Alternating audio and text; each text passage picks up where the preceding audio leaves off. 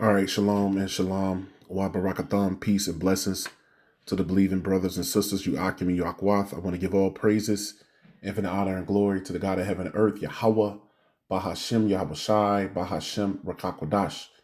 So all praises be to the Most High, right? Call Haloyim La, Wahawad. All praises and honor be to the Most High God, Yahweh, and His Son, whose name is Yahweh Shai. This is the Brother Sagalah back with a lesson all through the Spirit. And I wanted to touch on a topic that came up from me and the brothers' last lesson we did, a live sit down just a few days ago. And this topic of fire came up concerning the angels. And I wanted to expound upon that through the Spirit. So I don't plan on making this lesson too long, but I'm going to get a few precepts. And once again, hopefully it's edifying through the Spirit of the Most High God, Yahweh, and the Son, Yahweh Shai. Now, this is, I'm going to bring up a few scriptures we went over and go here. This is the book of Hebrews 1 and 7. And we touched on this, and I wanted to kind of touch back on that and then add to that in the Spirit concerning fire in the scriptures. Hebrews 1 and verse 7, it says, "And of the angels, he saith, who maketh his angels spirits and his ministers a flame of fire." So the spirits of the angels are likened unto flames of fire. Now, in general, we all have a spirit. All living things have a spirit. Now, in our spirits, first starting with humans, the head of the Most High's creation, well, our spirits actually give us warmth, our body's warmth, because when a person is when they die, their bodies turn cold because it's missing their spirit. They're absent of their spirit, which makes your body cold. So when it says that the angels' spirits, as ministers' spirits, are flames of fire, well, that's literal. That's not hyperbolic or a metaphor. That's actually literal, because the angels' bodies and our bodies, we have a spirit in it, and that spirit, is heat or fire, a form of heat, which is fire. Now, let's show further, and we did this by going to the book of Judges, because this is a great example of the spirits being fire. Why does it say that? Because a person could think that that's not literal, but that is actually literal. So this is the story of Manoah and the angel that came to Manoah, Samson's father and mother. And this is what happened. I don't want to get the whole account, but I'm going to go to the point. Now, here's the point. This is Judges 13 and verse 18. "And the angel of the Lord Yahweh said unto him," speaking of Manoah, Samson's father, "Why askest thou thus after my name, seeing it is a secret?" So Manoah took a kid with a meat offering and offered it upon a rock unto Yahweh. And the angel did wondrously, and Manoah and his wife looked on. For it came to pass, when the flame went up toward heaven from off the altar, that the angel of the Lord Yahweh ascended in the flame of the altar. So the angel actually disappeared right into the flame, because we just read Hebrews 1 and 7. It says, "And of the angels, he saith, who maketh his angels spirits and his ministers a flame of fire." So that shows you that that was literal. Back in Judges 13 and verse 19, it says, "So Manoah took a kid with a meat offering and offered it upon a rock unto Yahweh. And the angel did wondrously, and Manoah and his wife looked on. For it came to pass, when the flame went up toward heaven from off the altar, that the angel of the Lord Yahweh ascended into the flame of the altar, and Manoah and his wife looked on it and fell on their faces to the ground." And then they recognized that that had to be a literal angel of the Most High right there at that time. So that shows you that the angel spirits are fire, and our spirits are fire as well. Even you see that with animals. Like, for instance, if you have a dog, if you touch the top of their head, it's typically hot.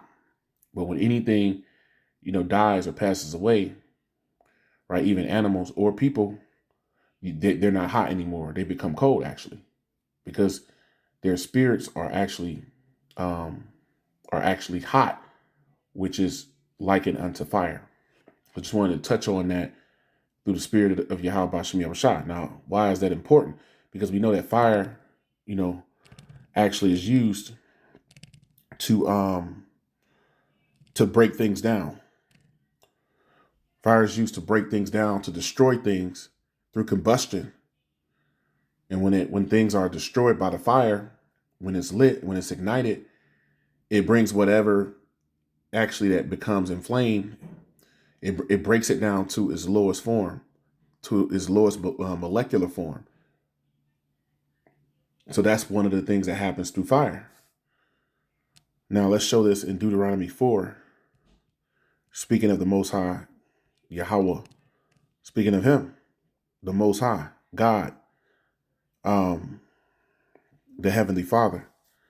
This is Deuteronomy 4:24. For the Lord Yahweh, thy God, or thy power, is a consuming fire, even a jealous God. So God is a consuming fire. And once again, when people hear, such things, they naturally don't think that is literal. But it truly is. So God, let's read it again, Deuteronomy 4:24. For the Lord Yahweh, thy power, thy God, is a consuming fire, even a jealous God. So yeah, his rage, the Most High's rage could be, he could be like fire. But it's speaking of the Most High in general. He's a consuming fire. He's a consuming fire, and he has a spirit as well. So let's show that this is speaking about an important characteristic of the Most High, but something that is literal concerning God, as people know him to be. God, the Most High, that's in the heavens. This is, I'll start it from the top. Revelation 4.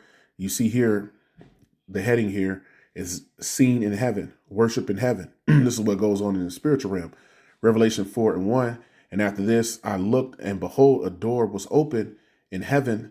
And the first voice which I heard was as it were a trumpet talking with me, which saith, come up hither, and I will show thee things which must be hereafter. So John was being shown things in heaven, or the spiritual realm, which is the third heaven, is what the Apostle Paul called it.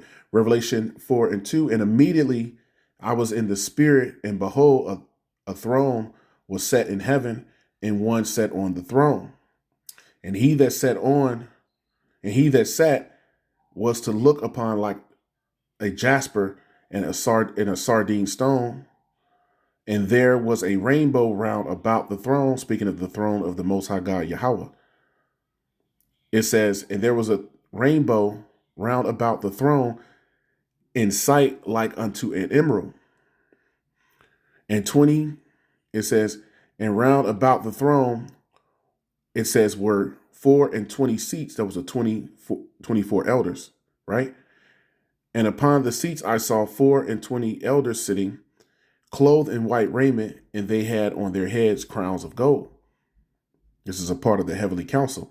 And out of the throne proceeded lightnings and thunderings. So there's lightning that goes on in the heavens, and thunderings and voices. And there were lamps of fire burning before the throne, which are the 7 spirits of the Most High. So there's fire that's burning around the throne.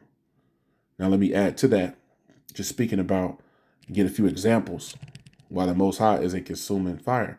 This is Daniel, the 7th chapter, and I'll go right to the point.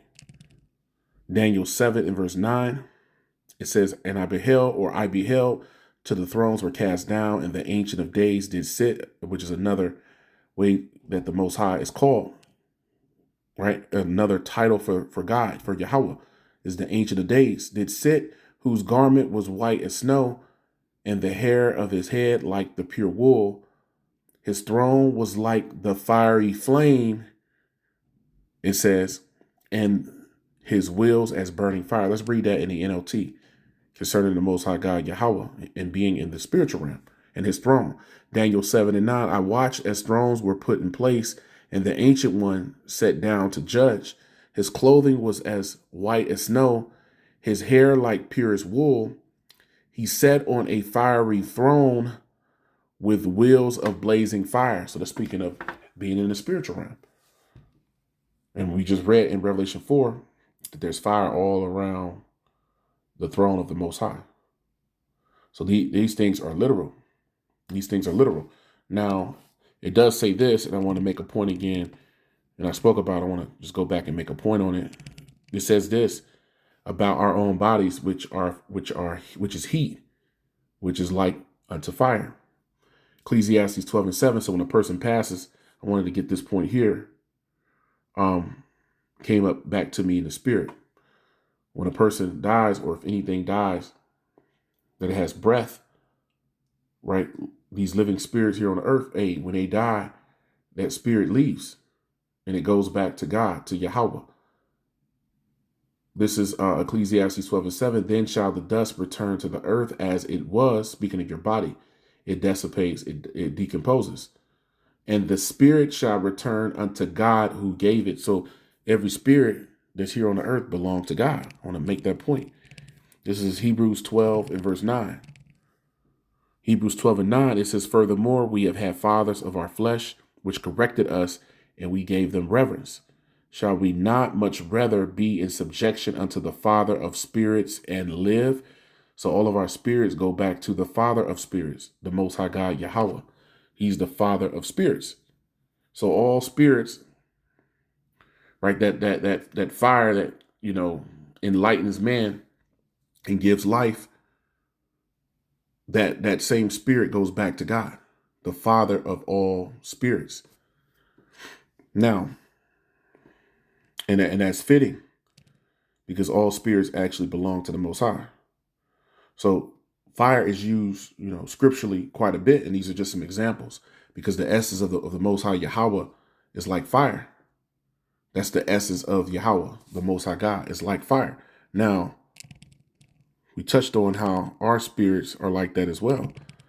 Now, this comes to mind as well. Speaking of fire, Jeremiah 5 and verse 14, it says, wherefore, thus saith the Lord Yahweh, God or power of hosts, because you speak this word, the believers are speaking his word, his ministers, his servants here on the earth, which would be the men of the Lord, headed about 144,000.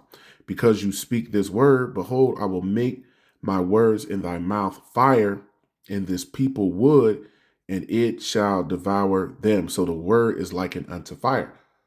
And that makes perfect sense as well, because why is it used metaphorically, the word being like fire? Because the Most High, we read in Deuteronomy 4 and 24, is a consuming fire. So his word, which is an image of him, the image of his goodness, the unspotted mirror, right? It's the power of the Most High God. The highest power is his word. That's why he said he's going to confirm the words of his messenger and perform the counsel of his, he's going to confirm the words and perform the counsels of his believers, his messengers. Why is the Most High going to do that? Because his word is like fire and the people are like wood, is devouring them. Now that right there is used metaphorically, right? But in the spirit, that word comes from the Most High, who is a consuming fire, So now let's get a few more and close it out. The return of Yahweh Shai is going to be like that as well. So the return of our Lord is going to be with fire. Isaiah 66 and 15, for behold, the Lord Yahweh will come with fire. He's sending his son Yahweh Shai, right? Which is going to be, he's going to be sent on behalf of the Most High from the spiritual realm, because he's been given all power in heaven and earth, according to the scriptures. For behold, the Lord Yahweh will come with fire, and that Lord Yahweh is speaking about his son Yahweh Shai. And his chariots like a whirlwind, to render his anger with fury and his rebuke with flames of fire. So that's going to be the chariots shooting fire. That's going to be the missiles.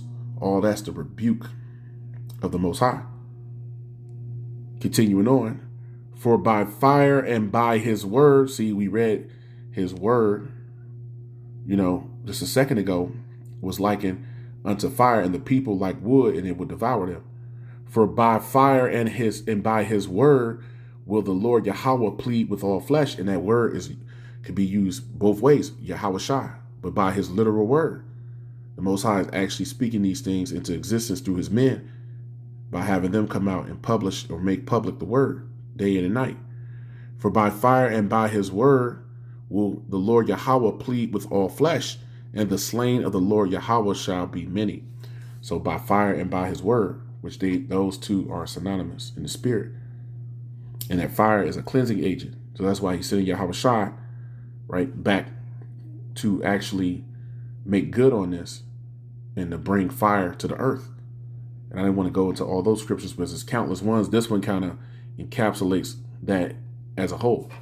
But let's get another one just to show that comes to mind in 2 Peter, the 3rd chapter. This is another one that comes to mind. Going into that fire and the word. There's another connection between the fire and the word. 2 Peter 3:10 here, the heading here, the subheading is a new heaven and earth. 2 Peter 3:10, but the day of the Adawan will come as a thief in the night, in the which the heavens shall pass away with a great noise. Speaking of the missiles, that's the great noise. And the elements shall melt with fervent heat. So it's right here in the word that these things are going to happen by fire and by his word, right? Because the Most High is bound by his word. And the elements shall melt with fervent heat. That's going to be the ICBMs, the intercontinental ballistic missiles, the hypersonic missiles. That's World War III. And the elements shall melt with fervent heat. The earth also and the works that are therein shall be burned up. So there you go. Verse 11, seeing then that all these things shall be dissolved. So that fire, once again, that cleansing agent is going to dissolve things, various parts of the earth. It's going to break things down to their lowest form, to their molecular level, much like when volcanoes erupt throughout the earth. Everything in that area, those landmasses, everything becomes like black sulfur broken down. Whether it was trees or homes or whatever, it all gets burned up and it gets broken down and it gets dissolved.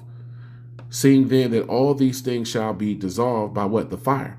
What manner of persons ought ye to be in all holy conversation and godliness? Verse 12, looking for and hastening unto the coming of the day of the Most High. So we're looking for the coming of the Son of the Most High, wherein the heavens being on fire. So you're going to have the earth, various parts of the earth are going to be on fire. Wherein the heavens being on fire shall be dissolved, and the elements shall melt with fervent heat. Speaking of those missiles and the fire from the chariots.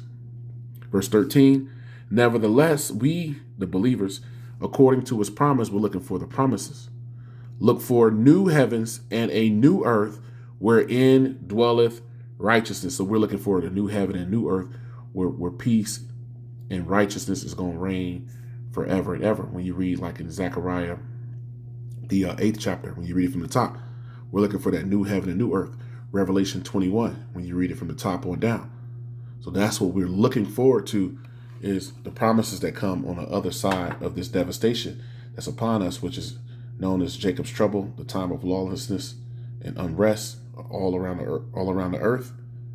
And ultimately, the microchip, the RFID chip, the mark of the beast is going to be presented, right? And then even more chaos is going to ensue, and ultimately the missiles, the fighting World War III is going to commence. It's going to ensue, and that's going to cause the coming of Yahweh Shai. So all these things, are kind of all wrapped together. They're intertwined in the times we're in before the coming of the Son of Man. So that was all I had through this lesson. Once again, I don't want to write the Zah was edifying to the believing brothers and sisters, the Bakarium, the hopeful elect. I want to give all praises, infinite honor, and glory to the God of heaven and earth, Yahweh, Bahashem Yahushai, Bahashem Rakah Quadash. All praises be to the Most High God, Yahweh, and his Son Yahushai. Honors be to the elect elders of the nation of Israel. Barakim La Habayath Madawadah. Blessings to the house of David, which ye brothers laboring in truth and in sincerity, and to the Akyam wa Akwath, brothers and sisters that also listen and believe on the glorious gospel being preached. Unto you I say Shalom.